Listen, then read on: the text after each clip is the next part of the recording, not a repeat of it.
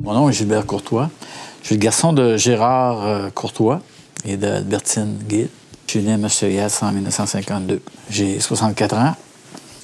Oui, j'ai grandi dans la communauté à une époque évidemment fort différente d'aujourd'hui. J'ai fouillé, puis c'est surtout derrière tout ça, comment on appelle ça, quand on fait la généalogie des familles, je me suis intéressé, moi, à l'ensemble des familles de la communauté. Parce que ce qui est intéressant de découvrir, c'est que on est plus parents et proches qu'on pense. Des fois, il y a des familles qui semblent loin ou qui semblent même pas trop être amis, on peut dire entre parenthèses. Là. Mais finalement, on voit qu'on a quand même des unions familiales qui datent de loin, qui devraient, quand on sait ça, on a tendance à dire, ben écoute, on est plus solide entre nous autres qu'on pense. Aujourd'hui, avec Internet, tu peux facilement t'abonner, même gratuitement, à des moteurs de recherche. À l'époque, quand j'étais plus jeune, je m'étais permis d'aller fouiller dans les registres au niveau du presbytère. Et ça m'avait donné, ça m'avait fait comprendre un petit peu les liens entre les familles. Tout ça, toutes ces familles-là qui viennent, qui ont venu du Sud, évidemment, ont joint celles qui étaient au Nord. Et moi, je me plais à dire que c'est des additions. Que tous les bagages qui ont été amenés ensemble, normalement, devraient nous faire une communauté ou une nation plus forte. Puis c'est comme ça que j'essaie de l'expliquer à mes enfants, mes petits-enfants. C'est pour qu'ils puissent renforcer leur identité et d'être capables, dans le monde d'aujourd'hui, dans un monde virtuel où est-ce que tout va vite, Facebook et tout ça, qui gardent leur identité, mais qui puissent ainsi s'affirmer.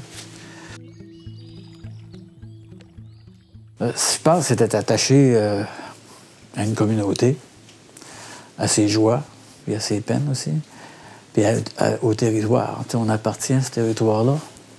Moi, j'ai travaillé à l'extérieur souvent, mais j'ai toujours senti une sensation de bien-être lorsque je franchissais les limites là, de toutes les rivières qui se jettent dans le Pérou. J'ai toujours senti que j'étais à la maison, que la maison est là, tout en respectant aussi le territoire des autres Premières Nations. J'ai senti que j'étais allé voir le voisin et je reviens. Donc, à partir de Tadoussac ou à partir de... J'allais souvent au lac Chaumochouane, dans ce coin-là. Puis en haut, quand on a la chance d'aller faire un tour en haut de Péribonka, avec tous les accès qu'on a aujourd'hui, plus faciles, les chemins forestiers, on sent qu'on est dans un territoire qui nous réunit.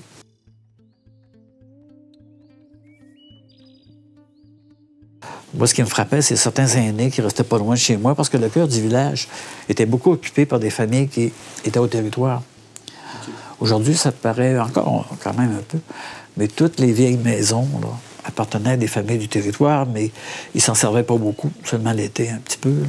Fait que progressivement, ils l'ont vendu à ceux qui étaient plus sédentaires. Donc, mais il y avait quand même tout cet aspect-là. Puis les campements autour, là, il y avait des villages de tentes. Pas loin de conseil de bande, ce qu'il est actuellement, un peu avec la route qui va vers Cimetière, il y avait un village là, de campement. Puis nous autres, étant pêcheurs de subsistance, moi, c'était ma ronde d'aller vendre du poisson là, à Saint-Saëns-la-Livre. Là. La loche, moi, le couteau, là, j'allais vendre ça. Quelquefois, je ne disais pas à mon père, j'en donnais au coucoum, là, parce que des petits porte-monnaies, quelques cents. Je me sentais qu'il fallait qu'on redonne ce que le lac nous donnait, puis je leur donne aussi en partie. Parce qu'on avait... Ça m'impressionnait, tout ça, là. Je sais pas, je sentais qu'il y avait une autre dimension de la vie. C'était comme s'ils étaient campés, mais dans le village, là. Aujourd'hui, on peut dire, dans la communauté, quand il se passait quelque chose, c'était une attraction. Aujourd'hui, malheureusement, c'est devenu une distraction. Les gens, il y a tellement de choses qui se passent à l'extérieur, puis les gens sont tellement mobiles, où il y a encore Internet, Les gens, des fois, ils focusent sur des choses qui sont moins communautaires. Malgré tous les efforts que des groupes font, des comités, des secteurs, des organisations, c'est comme si on a de la misère, des fois, à se prendre ensemble. Ça arrive, mais pas comme avant. Avant, tout ce qui pouvait se passer, c'était... Tout le monde était là. Quelles que soient les amitiés qu'on pouvait avoir, il me semble qu'on était plus communautaires. Donc, on s'était un petit peu éparpillés. Je me souviens de l'ancien chef Jacques Germain, qui venait chez nous souvent voir mon père. C'était des amis, là. C'était voisins pas loin, en plus. Une anecdote, peut-être, là. C'est qu'on avait Ornard, notre apprivoisé, là. Mon père aimait ça. On avait Ornard, l'avait amené. Il était tout petit. C'était vraiment... C'est comme entre un chien et un chat, un Ornard dans une maison. On en prenait grand soin. Puis il aimait ça marcher sur un vieux piano que mon père avait récolté dans une vieille école qui avait été détruite. Il y avait une vieille salle paroissiale. Puis mon père avait ramassé le piano là-bas chez nous. Puis Lernard, ça aimait ça, marcher sur le piano. Puis là, Jacques Germain était venu, il parlait que mon père était à côté sur sa canne, puis le coin du piano, puis Lernard était là. Puis il se promenait sur le piano. Puis Jack, il a enlevé sa casquette, puis il avait comme un petit ronce qui n'avait pas de cheveux en arrière. Là. Il a enlevé sa casquette pour se gratter. Lernard, il a senti où il a gratté, puis là, il s'est mis deux pattes. Il s'est mis à gratter sur sa tête à Jacques Germain. Mais c'était drôle. Là. Dans ce temps-là, c'était des petits moments comme ça qu'on avait. Là. On n'était pas dans un monde de technologie puis de drôles de vidéos. Là. La vie était drôle. Ouais. Malgré la misère ou la difficulté, les gens, on riait de rien. Là. Ben, les fêtes amérindiennes, on appelait des powwows, nous autres, à l'époque. Des courses de canot, commission de portage, il y a encore aujourd'hui, mais on en avait d'autres. On avait ajouté d'autres choses parce que moi, j'en organisais beaucoup à l'époque. On faisait des compétitions aussi pour s'amuser avec les canots. Là. On faisait pas juste... Il y avait des courses pas de rame, du cas de la corde. Puis on rajoutait des petits éléments des fois là, pour s'amuser. Parce que même s'il y avait un esprit compétitif très, très important, hein, on était très bons canoteurs aussi. Puis une équipe de portageurs, là, il y a des records qui sont plus battus. Là. Puis même, j'ai pas connu ceux des aînés qu'on me parlait au niveau de la charge lourde. Là.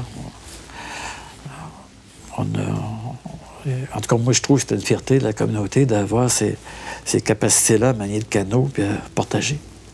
C'est intéressant de voir les danses ou les pratiques dans d'autres régions du pays. C'est bien expliqué, puis les gens en comprennent l'origine et le sens. Ils voient qu'il y a quand même un lien dans les valeurs. Mais il faut pas... faut en même temps... Parce que des fois, j'ai l'impression que le Mokushan, le Tawagan ou les danses des chasseurs nomades sont en train de... pas de disparaître, mais ils sont plus au centre. Ils devraient revenir au centre. Il y a des danses sociales, hein? Les danses... même le Mokushan, jusqu'à un certain point, était social. Que les gens dansent autour de feu ou lors d'événements.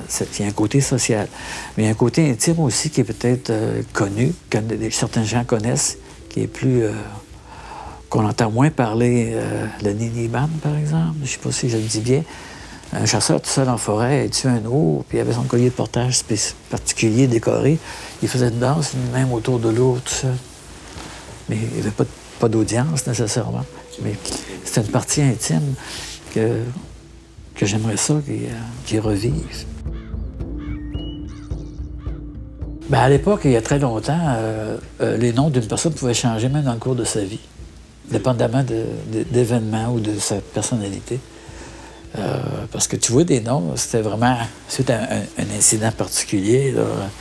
Quand tu regardes les vieux registres de baptême, là, à partir des années, même 1800, tu vois, jusqu'à presque 1900, il y a encore des noms bien originaux là, qui sont descriptifs de qui était cette personne-là. Moi, en travaillant dans la santé communautaire, je me souviens, quand la carte d'assurance maladie est sortie, je faisais des cliniques d'inscription. Là. Puis j'avais plusieurs aînés qui ne pouvaient pas dire leur date de naissance. Puis ils étaient nés en forêt, évidemment. Fait que quand j'ai appelé à Québec pour leur dire, ben là, celui-là, il dit, il faut que vous nous prouvez que c'est des Canadiens. Ben j'ai dit, wow, là, arrêtez-vous, il n'y a pas plus de Canadiens qu'eux autres, là. Mais il fallait prouver que c'était des Canadiens. Mais c'était une anecdote. Liste de bande, il y avait des places que le nom était là, mais il n'y avait pas de date de naissance. On ne savait pas. Puis c'est des noms plus traditionnels, là, évidemment. C'est ce qui est valable aujourd'hui. Il y a plusieurs familles qui sont disparues, leur patronyme. Là. Les Nacoutier, la Pané, la Natipi, il y a plusieurs qui sont disparus, à Pichachot, les Pétabèches. Mais il y en a qui ont évolué vers d'autres noms. Là. Mais il y en a plein qui ont perdu leur nom. Ben, les Benjamins, les Ticataches. C'est tout des... c'est des choses qui sont perdues. Mais on dit souvent, ben, reprenez vos noms. Reprenez vos noms. C'est important, le nom, là. Puis d'être fier de son nom. On vous l'a enlevé pour accommoder du monde, des états civils, mais reprenez votre nom. Mais ça, c'est une autre dimension de l'identité, ça aussi. Ici, la langue, là, comment je pourrais dire, le dialecte, là, le Chachish-Nédouan, des Pégouvéménouts, pratiquement identique à ceux de Otchimachit, au Labrador, ce qui est curieux, c'est presque la même, exactement pareil. C'est comme si les deux extrémités se sont éloignées. C'est une langue, moi je dis, malheureusement, si elle meurt, elle va mourir d'une crise cardiaque, mais elle va mourir intacte. Tandis que d'autres communautés, on voit des emprunts qui commencent à être dangereux, là. Des anglicismes ou des mots français. Les gens ne se donnent plus la peine d'imager la langue, même dans la vie moderne d'aujourd'hui. Ici, les aînés, c'est une langue du territoire encore. Parce que c'est des gens qui vivent dans le territoire. C'est ça, c'est une langue qui est particulière. Des fois, ils disent un dialecte, mais moi, je dis c'est une langue. C'est une langue qui est construite sur des verbes, sur de l'action. Le Nédouan, c'est une langue, c'est comme les langues des chasseurs-trappeurs, des Algonquiens, là, la grande famille. C'est une langue qui est construite autour de l'action. Comme, tu sais, les couleurs aujourd'hui, le brun, on va dire Tishamawa, c'est comme la couleur du tabac. Mais les plus vieux disaient à Mich que c'était la couleur de la peau du castor. Tu sais, ça a évolué. Ça a évolué. Mais c'est peut-être des familles qui disaient le brun d'une autre manière ou de d'autres qui venaient d'une autre communauté ou d'un autre clan. Là.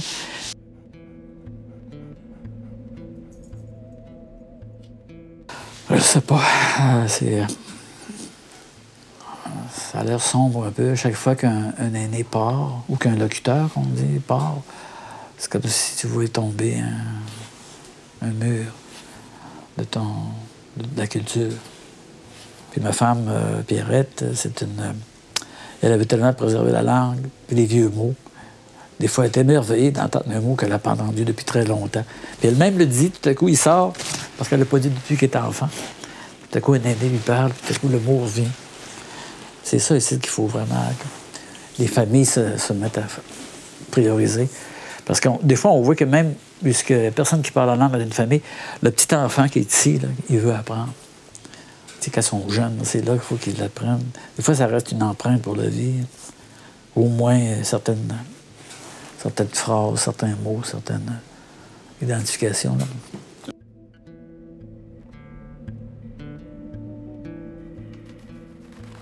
Ben, j'aime ça, lire les légendes. Puis, j'ai travaillé à Ouachasset aussi. Il fallait que j'en interprète une couple. Là.